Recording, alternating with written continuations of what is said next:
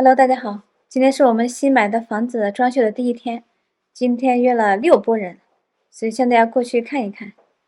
出发了，好，朋友们到这里了，看个人好像来了。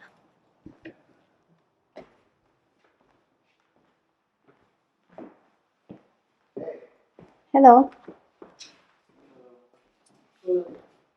哎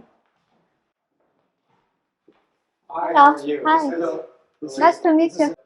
I'm not sick anymore, but I had a cold. Oh, Yeah. oh, it's fine. 这是量橱柜的，上周我们去看了一下，然后订了一家橱柜公司，准备做那个核桃木的。Use your garage for that. 刚才这个师傅说呀，说不要做双盆，不要做2个这个盆，做的话是浪费钱，所以我们还要仔细考虑一下这个卫生间到底怎么做。他走了， Thank you. 这师傅走了，把这个橱柜都量好了。这又来一个，哎，到外边看一下。对，这是个 plumber 水管工，把那个卫生间和这个厨房啊，这个弄一下。现在这个天气很好，再看看后院，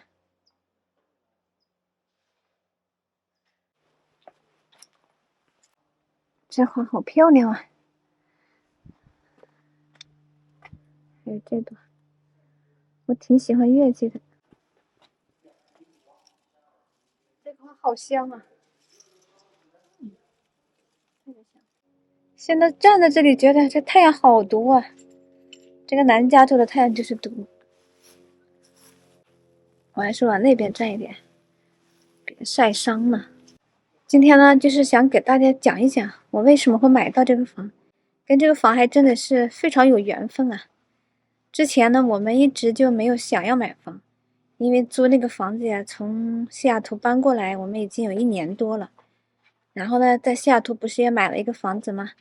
那个房子呢，在2021年买的，在那之前我们是住在 Oregon， 然后再搬到西雅图。但是呢，受不了那里的雨，就觉得雨太多了，所以呢，还是想到南边阳光多一点的地方去。然后呢，在2022年，房子刚买1年，我们就挂出去想卖掉。但是我们4月份挂的，本来4月份还是可以的，就是在那个顶峰时期。实际上，我们挂出去之后，这个房市就开始停滞了。之前那个房子走得特别快，然后到了我们那一周，突然就不动了房子。之后还是有人来看，但是最终也没有成交。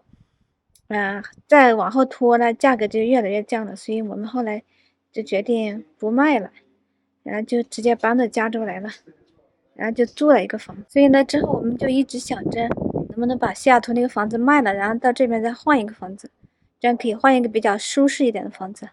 这不是这2年这个房子一直不景气嘛，所以我们就把西雅图那个房子租了，然后到这边再租的一个房子，这样也正好可以扯平了。之后呢，我在网上看的都是看那个稍微大一点的房子，这种小一点的房子我就一直没有看，因为觉得好像不够我们家用啊。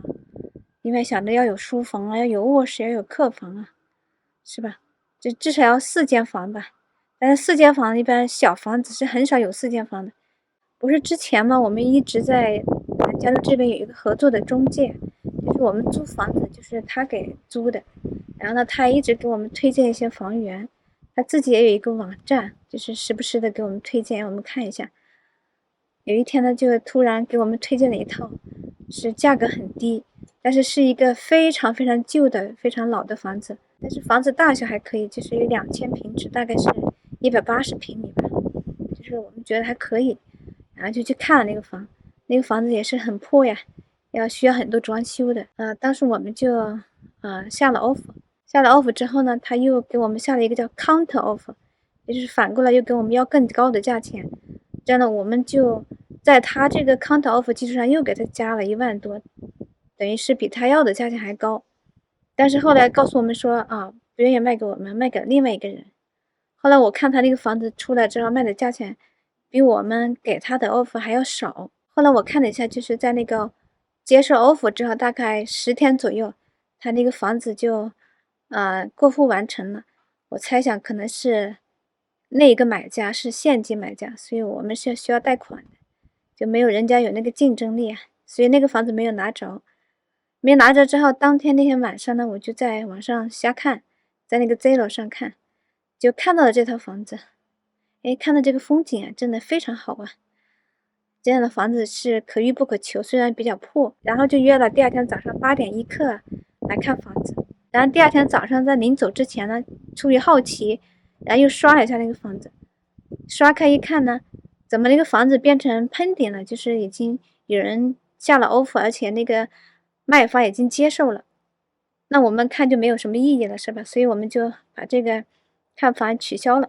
当时也觉得挺懊恼的，连了2个房子都没有抢到。因为这个价位的房子就是还过得去的，还真的不多。如果你要想买稍微好点的房子，还得要再价钱贵一点。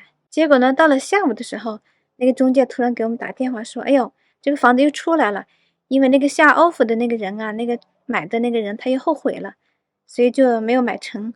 然后我们又来看了房子，看到这个风景，还是决定买下来。然后我们就下了 offer，第二天那个卖方就接受了。所以我觉得跟这个房子真的是非常有缘分，就是我们本来没打算要在这个时间点买房子，仅仅是因为前面那个房子因为便宜，我们觉得很合算，然后后面顺带就看到了这个房子，所以这个世界上很多的事情啊，都是靠的是缘分哈，有时候叫来得早不如来得巧，对不对？所以我觉得这个故事也很有意思，所以我觉得这个房子好好的装修一下，收拾一下。还是可以的，可以作为养老房。因为到了这个年龄呢，也需要考虑一下养老了。因为终究不可能一直跟孩子住在一起，人老了之后呢，也希望房子小一点，搞卫生啊，收拾起来就比较方便。我们之所以特意选了一个1层的房子，平层也是方便老了之后不用爬楼了，而且可以弄一个花园。我以后也是有事做了，可以种花种菜，所以我对这个房子还是充满了期待的。